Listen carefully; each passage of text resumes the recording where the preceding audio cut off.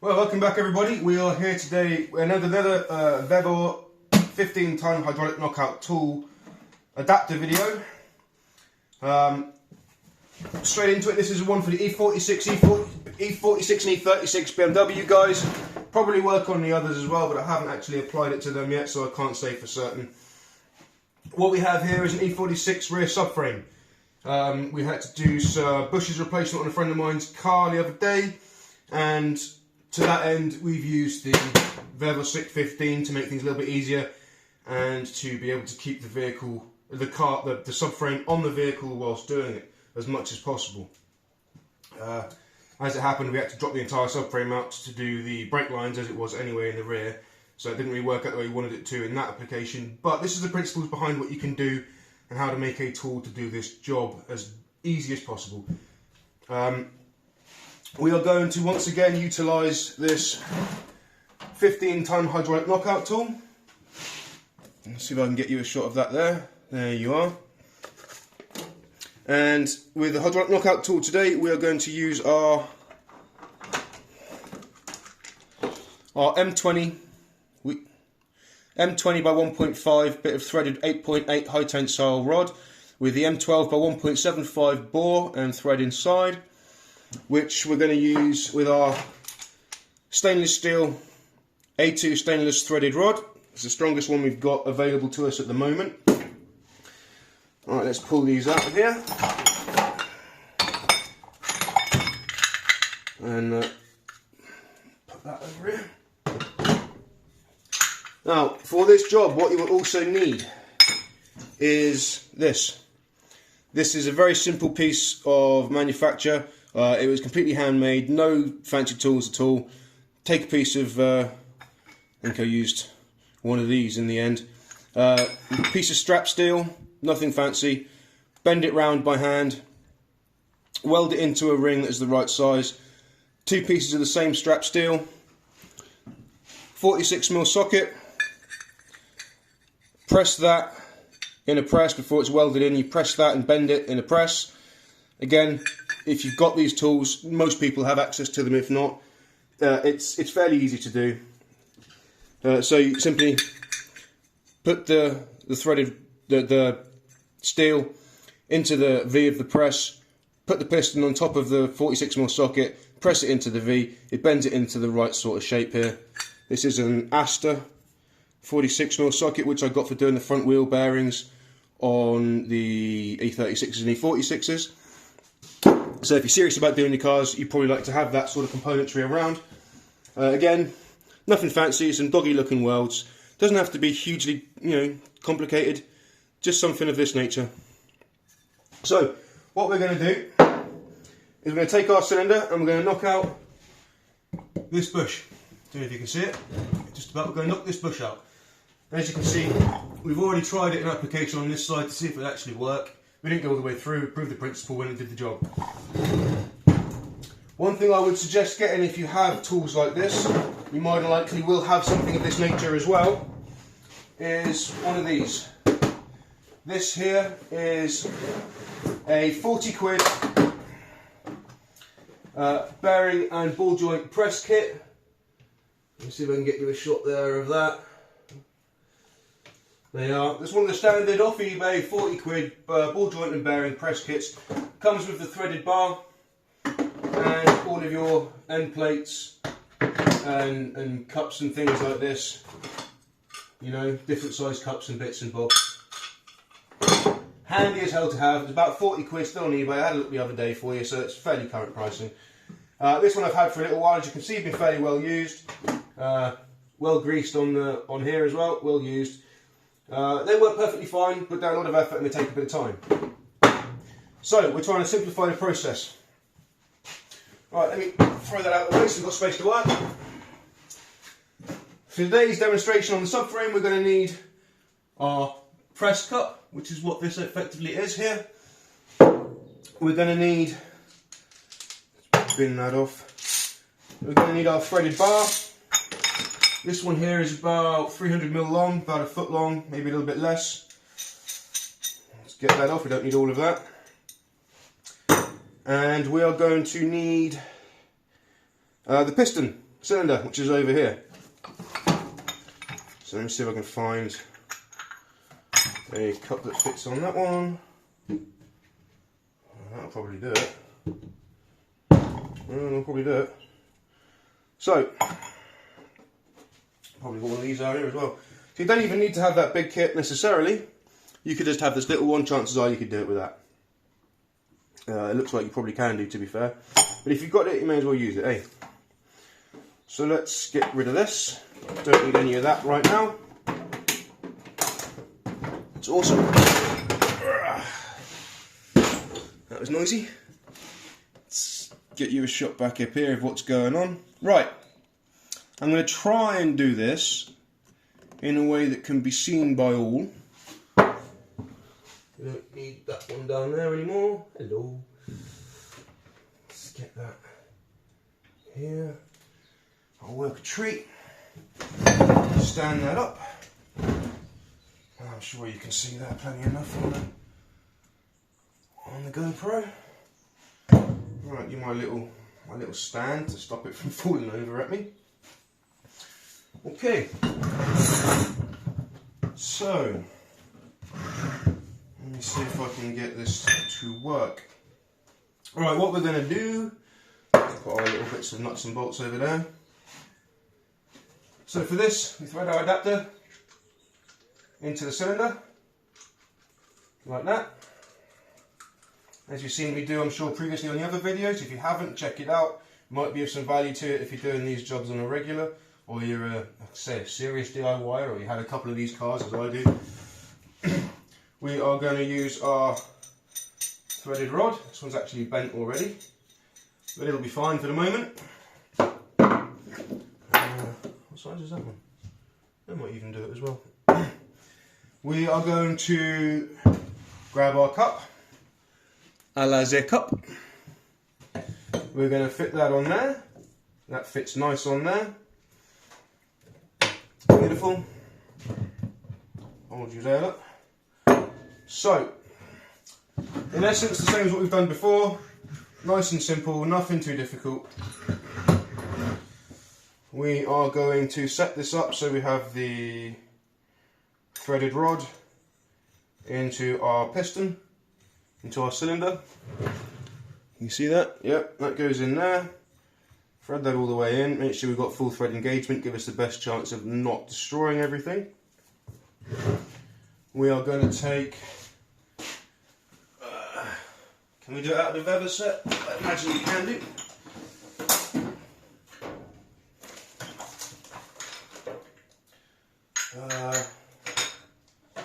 Well, let's do it out of this kit because I've got it, may as well use it. How big's that one? Nope. Let's use that one. We're going to take our plate out of our bush and ball joint screw press kit. That's the big plate. You can see the step plate there. We're going to put that face down on the piston. You can't even see that. Face down on the piston like so. We are going to put our cup on like such. We are going to put this through here like that. Hopefully those threads are straight enough to do this. We are going to put that on there. Does that fit as well as a spacer? Yeah, that'll work for a spacer for me. We're going to screw this on fully, like so.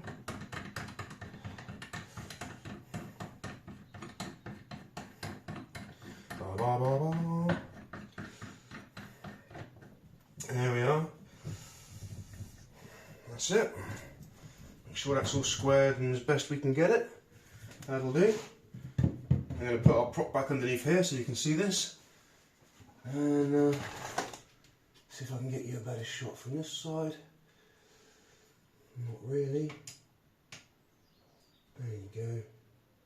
Kind of see that through there. Bring you up to here.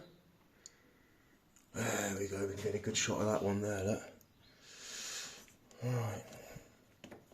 Okay, so standard fare. We take our, you know what, you can't see it all from that side anyway, so I'm going to drop it down here. So you can see what I'm doing with this. Okay, so we're going to lock our pump. We're going to pump our pump, and we are going to simply draw that out. There you go, it's just sat in there nicely. Keep pumping. You should be able to see from the top that it is starting to draw it out. We'll have to do this in a couple of shots. So got slack, tighten it back up again. That's it.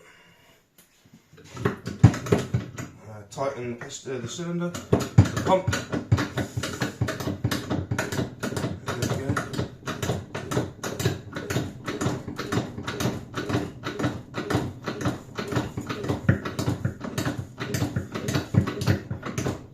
Release it off again. Tighten it back up again. So you have to take a couple of bites at this purely because the stroke of the cylinder is so short, but we're not spending loads of money on this system, it's just what we've got and what we can use.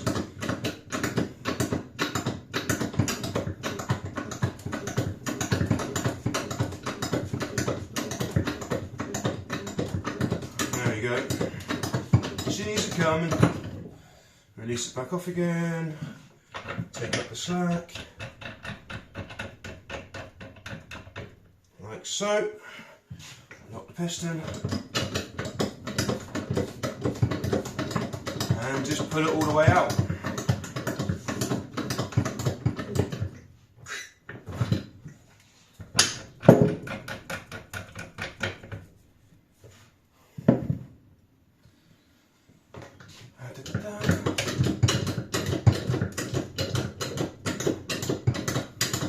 Any moment it should just drop away free. There we are. So there you go. If you want to put your poly bushes in there, let's have a look down there. If you want to put poly bushes in there, you now have free space to do so. Let's relax that back off. We can undo this from this end.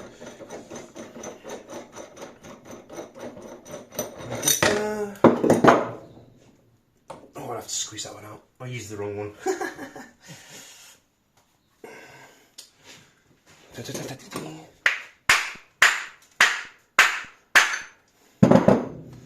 There we go, there's our cup. Oh, mind my head. There's our cup.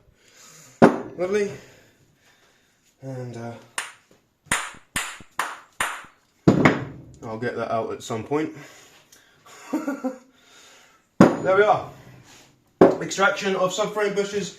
Obviously you can use pretty much the same tools or one of the cups from the ball joint and bearing press kit to reinsert it, no problems whatsoever. If you've got poly bushes to go in, you can just push them in pretty much by hand, they go in quite nicely.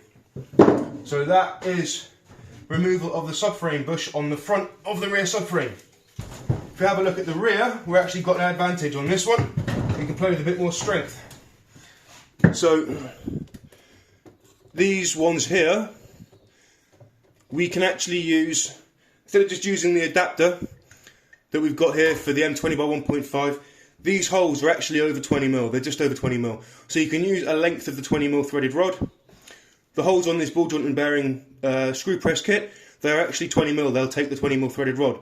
So you can just straight use a piece of threaded rod, don't need the adapter, and you can pull these ones out in exactly the same way. You will have to make a slightly different diameter cup, but again this was a half hour's work, if that, to make, so not a big issue to do. And then you've got yourself an entire kit for doing the subframe bushes on the rears of 36s and 46s. So there you go, that is the Vevor SYK15 ton hydraulic knockout tool being used to push out subframe bushes from an E46, E36 BMW. Like I say, you can use 20mm threaded rod on the, I believe it's the rear bushes. You can use the 12mm threaded rod on the front bushes. The 40-pound screw press kit, and this cylinder here, which like I say I paid 110 quid for. It's a time-saving device, it's an effort-saving device. It fits in most places. You know, it just works. It just does a little job really, really nice and easily. The next one we're going to look at is going to be the rear trailing arm. This thing here. So this is the E46 off an E46 323 convertible. We're going to be looking at using that to remove the ball joints and the bushes out of that so that you can do those in situ on the car as well using this same kit. So I will configure the bits that we need, and I will bring you back for another video sometime soon. And we'll get one through that as well. Hopefully we can do this with the wheel bearings as well, so that we'll have the 3-legged hydraulic puller for pushing the half shafts in when they're stuck, because that happens a moderately large amount of time on these vehicles. And then we can use the small hydraulic cylinder, the little Vevor, for doing the rest of the ancillary stuff that goes with rebuilding the whole of the rear of the car. So hopefully we'll end up with a 40-pound bearing press screw kit for most of our plates and bits, a few random bits of tubing, the right size and spec, a couple of custom plates, and we'll have an entire kit which we can then use to do quick, easy and efficient swaps of the various components on the rear of the vehicles, and potentially for doing the ball joints and stuff on the front as well. I've got to figure that one out. I've got the old manual screw presses for those, but I want to see if I can turn that into a hydraulic one as well. Yeah, pretty much that's where we're at. So none of this stuff is difficult to make. None of it takes too much time. You haven't got to be the world's best welder. You know, it's not that hard.